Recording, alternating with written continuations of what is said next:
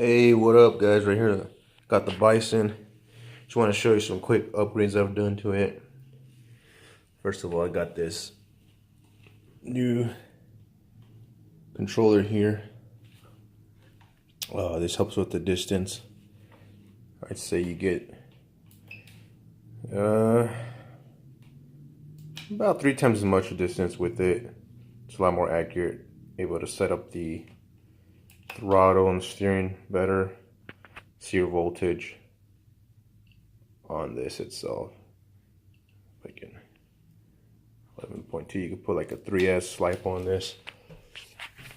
Gun around and add a washer to the bushings here because I didn't have any before, so this shock would just basically smash against this plastic bushing here. Could break them off. Put them on all 4 corners. As you can see there. Put the suspension to max stiffness. Help it handle better. Added this bumper here, zip tied it on, whatever. Didn't really want to fit. I didn't want to mess anything up down here. Added these weights to the bottom to help with the wheeling, so it doesn't do it as much. Had to go in though and Gorilla Glue those bolts after I Loctite to them on both sides just in case, because this pin that goes in here came out. It had like a rock bump this. This bolt came out. I lost it completely. Pin came out. Luckily I found it. Put it back in. Got some new bolts here from Home Depot. Luckily they have some. Put it in there. Put the Loctite. Glued it on. Hasn't messed up since. Then I added this brace here, which there's 2 pieces. Bolt them together in the center here. Zip tied them on the ends here to help stiffen up the chassis more. I was gonna put them down in here, but there's too much stuff in the way. And these are from the JL3 Cheetahs. But I made it fit here. And with that added, handles way better. On the front tires, I added some tape just on the outside to see what happened on the front and back. And if you do that, you can pretty much drift it or stop the bowling of the tires for a bit. Get a little bit more top speed out of it. A couple miles an hour, but then you got no traction here in the front, so you don't want to do that for that long. But doing good though, this truck, I guess, so far. Still waiting for some other parts.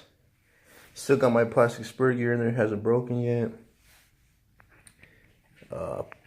Put a little net around the ESC fan because sometimes rocks will go in there instead of covering the rest. Got these pins with the zip ties on them to help. Put this Velcro straps on here so I can put my phone on, send you the speed runs. Oh wait, hold on right here, yeah. So you can see, you can see kind of, you can't really tell, but on the receiver here, I added conformal coating, which helps to make it waterproof all around it.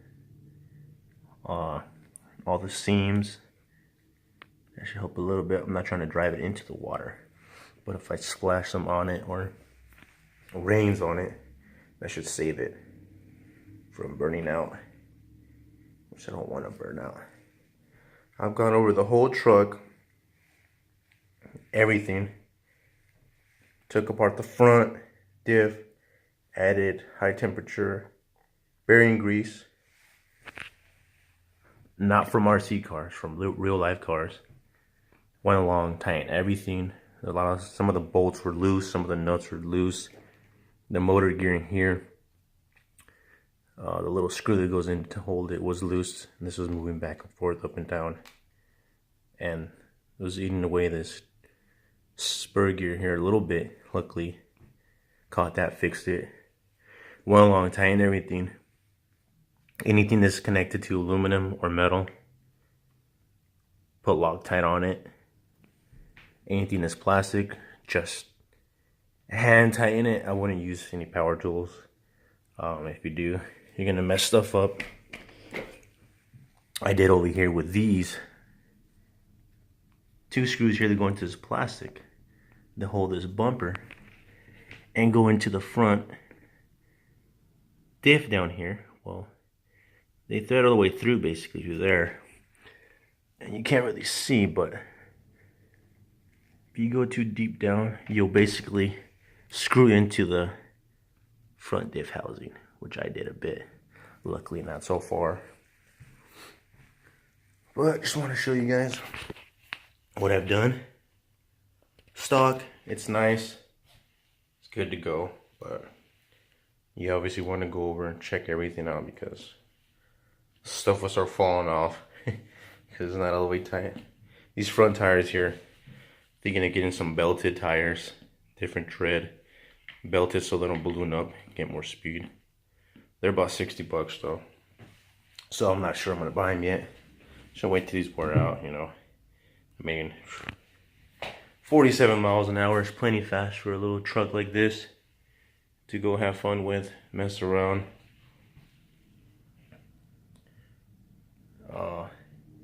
Oh yeah, I flipped it over a couple of times and it scraped on these, and mostly on these, because this wing here helps with that too. So it takes a beating. Worth every dollar I've spent on it. Well, I only paid $280, but little things here and there. This is like 14 bucks there. Washers, couple bucks. That was like $45, so it's probably the most expensive thing. And now I bought these rechargeable batteries. I'm gonna add into that because the AA's usually buy the packs, they seem to die really quickly. I think you should just take the batteries out each time you go store this so they don't die while they're just sitting there, even though it doesn't take that much of a charge, but seem to die quick. Don't really want to do a LiPo mod, have to take it apart, start soldering stuff. So it has a built-in charger here. You can just any charger that fit there, and then just drop in those chargeable batteries and you'll be fine. So whenever it dies, you just charge it back up. Well, I'm gonna take this out for a little run again today, and I'll see you guys later. Look at that. It's quite dirty now.